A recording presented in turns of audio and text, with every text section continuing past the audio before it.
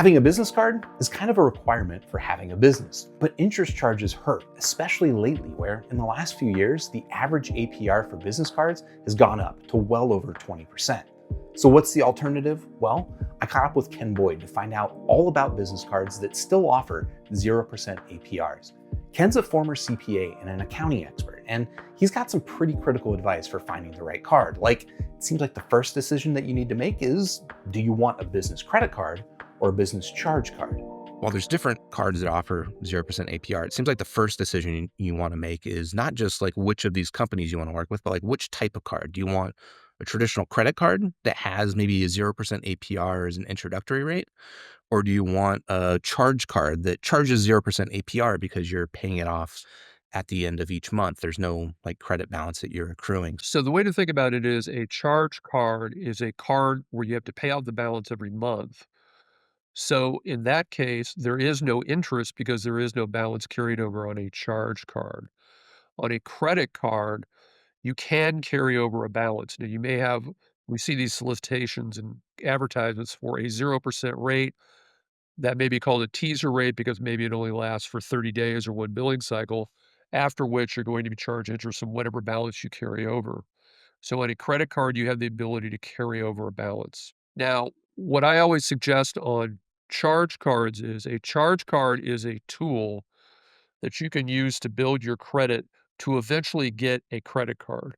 So you get a charge card, you're using it, you're paying it off, use it, pay it off, you're building your credit worthiness so that you can eventually get a credit card where you can carry balances over. Now, there's some variation there because it could be that the charge card gives you a higher balance, or the charge card lets you expands the amount of time before you have to repay. So there's some exceptions to it, but generally speaking, I think a charge card is a nice vehicle to eventually get to a credit card. The reason you use a credit card is if you have the financial discipline to pay it off and not let the balance run up, and you also have the cash inflows to repay. If those are both true, if you have financial discipline and the cash inflows to repay, using a credit card is great because again, over time, you're going to the credit card issue will probably let you increase your available balance, so it becomes even more of a tool that you can use to manage cash.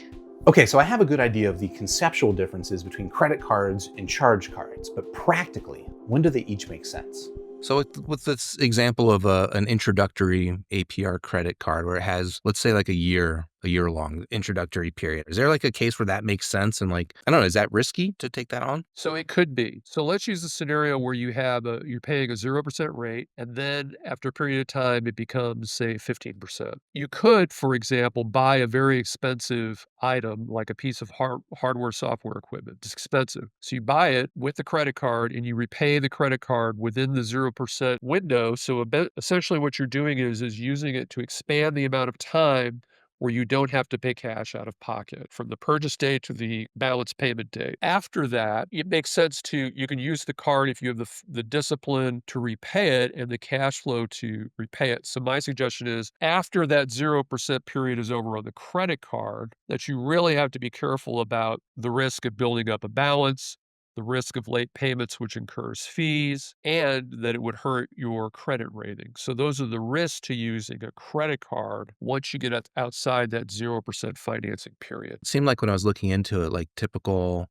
APRs after the 0% introductory rate are like between 15, maybe 20 plus percent, in which case, I guess if you still are carrying over that balance can be pretty expensive. Yeah, that's very expensive because if you look at, a $10,000 balance or higher, you can see that that really is eating into your cash flow to both carry a balance and carry the interest on that balance. That gets really expensive. And another thing to think about is at some point you need to cross over and make the decision. Should I be carrying these big credit card balances, or do I just need to go to a bank and get a line of credit or a loan and not do this on credit cards because the expense on credit cards is so much higher? With a charge card that doesn't have an interest incurred because you're paying it off at the end of the month. When do these make sense? Like how do these help businesses manage their finances? Couple of ways. So first of all, as I mentioned, it's a way to build credit. But there's another benefit, and that is through Ramp, because Ramp's charge card, it has some great features because it allows you to scan receipts automatically and post them right into the Ramp platform. And I've always talked about the fact that if you can recognize and approve expenses faster, you can avoid fraud. So if you have a Ramp charge card tied into your accounting system and your payments, you can see all that data in real time. You can look at expenses as they occur. So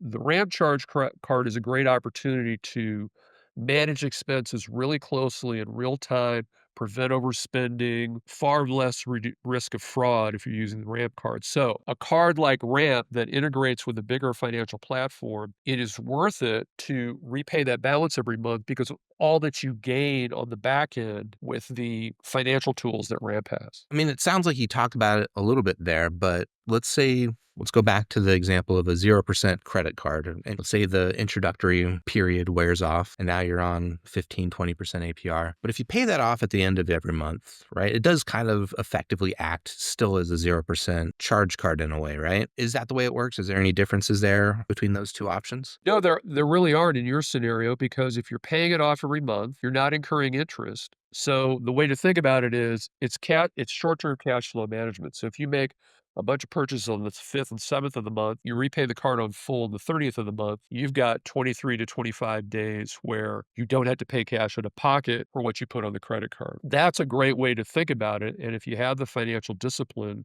you're basically delaying payments for a short-term window of less than 30 days. That makes perfect sense. However, with credit cards specifically, I've done a lot of writing on this over the years. You really have to make sure that you read the credit card agreement. You know exactly when the payments are due. Send in payments electronically several days before the due date so you never run late because these cards may charge exorbitant fees. They may lower your credit line. There's a lot of bad things that happen if you're late. So if you could have the discipline to read the agreement and stick with it, paying off that credit card every month can help your short-term cash flow. All right, so what are the best options out there? And is there anything I should avoid? So I guess with these two different styles, do you have any examples like the best options for either one? Outside of Ramp, and I think Ramp has all those features and integrations that help you do business better. So I think the charge card for Ramp is a great tool because of what I mentioned earlier. Outside of Ramp, you really have to look at when are the payments due. And what I mean by that is I've seen charge cards that have repayments that could be the next day or the next week or as long as 30 days. So one deciding factor is when do I have to make the payments? Other factors are what kind of perks do I get on the charge card? For example, if I'm in a business where I have 20 salespeople on the road, if there is a charge card that offers travel points for hotels and airlines, that's really worth it using that card. Now, those are hard to find, but that's a deciding factor. Now, when it comes to credit cards, there's two that I like. Chase Sapphire and Ink Premier are both credit card options that I really like because if you've got a decent credit score, you can get a lot of perks out of these cards. So both Chase, Ink, you can look at American Express. I know that there are business owners that use American Express as a personal charge card. They also have very high-end cards that have some great perks and benefits. Now, what's true of the big bank issuers, Chase, American Express, you may pay very high annual charges, and you have to be aware of that. In fact, American Express recently came out with a card that offers tons of benefits, but it has over a $500 annual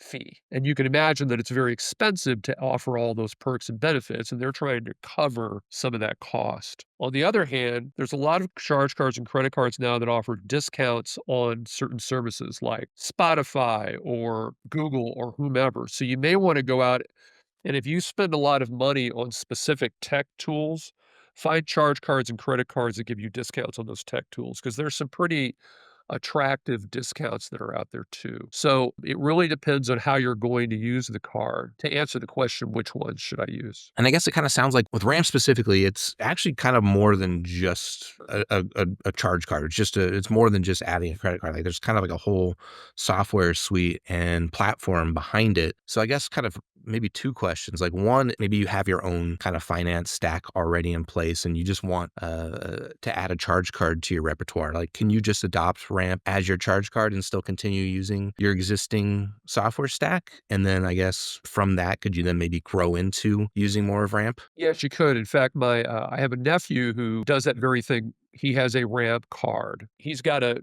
venture. He's got a full-time job, but he's also got a side gig, and he's got the Ramp card for the side gig, but he's not using all the functionality that's available. So that is possible. What I love about Ramp is it answers the question, how can I use automation to do two things, which is first to control expenses and secondly to prevent fraud, like I mentioned before. So because of all that integration, it really makes a lot of sense to use Ramp's whole platform. For example, you have a charge card that a salesperson is using on the road. They scan receipts with the mobile app. You can see the activity in real time. You can see if those expense categories match what that person should be using. You can set up alerts for approvals of those expenses. So the whole thing is automated. You avoid filling out paper expenses and emailing documents back and forth. So it makes a lot of sense to eventually use all the tools. And the other thing is there's no personal credit check or personal guarantee with the Ramp card. So that keeps the founder's personal financial data out of the card and the business data. They're segregated, which I think is great. So I think long term, it makes sense to use all those Ramp features with the card. See, I don't know. Do you mind sharing just a little bit about your background and why you're an expert on 0% APR credit cards? I was a CPA for years and got into writing in 2008. I wrote 4 of the Dummies series books on accounting for Wiley Publishing between 2012 and 2016. So since then, I've been a full-time content person in accounting and finance. So that's my background. And lately, I've had a lot of demand over the last few years for customers to write about charge cards and credit cards. So I've done a lot of writing on it. All right. Well, is there any other things that we should talk about on the topic of 0% APR cards, something that a business owner should keep in mind when looking for them? Many business owners are approached about charge cards and credit cards where they do their banking, which makes sense. If you're carrying a very large balance at Chase, for example, maybe Chase comes to you and says, "Oh, by the way, they're trying to cross-sell, right? Here's our credit card or here's our charge card." So my message is you have to be very careful, as I mentioned, and read those charge cards and credit card agreements to really think about what you're getting yourself into. It's very easy to say, "I've got a bank account with Chase. They're offering me this card. I need a card anyway. I'll just go with Chase," as an example. It makes a lot of sense to pause and do your homework and read the agreement, because I've seen a lot of people get in trouble because they get into a credit card situation or charge card that really doesn't work for them. And the reason they did it is because they have an existing financial relationship. So read those agreements would be my last message. So business credit cards are good for borrowing money. 0% introductory rates, they give you some flexibility to repay later without expensive interest fees. Just make sure you pay it off before that rate expires. If you need to borrow longer, a more traditional business loan with much lower rates will probably still make more sense than a business credit card. But business charge cards are less about borrowing money and more about using money. Because you're not borrowing for more than a month at a time, there's no interest charges to worry about. And with options like Ramp, there's no annual fee either, just more flexibility with your money and some powerful software controls and AI tools that make managing your business finances a whole lot easier. Big thanks to Ken for catching me up. If you learned as much as I did, remember to like the video and subscribe to Ramp for more expert tips on how your company can save time and save money. See you next time.